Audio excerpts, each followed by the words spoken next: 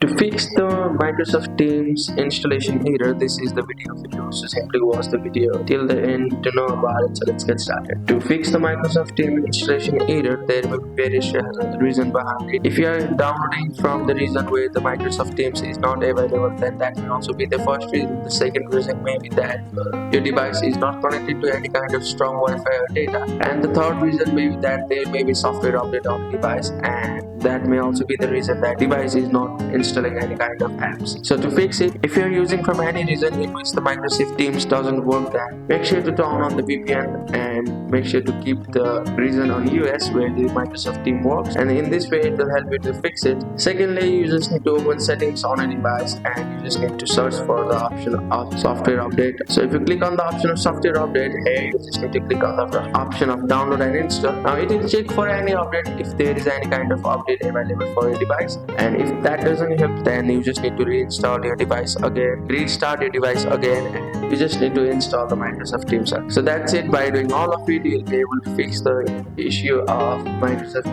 Teams installation error. So that's it. Thank you for watching the video.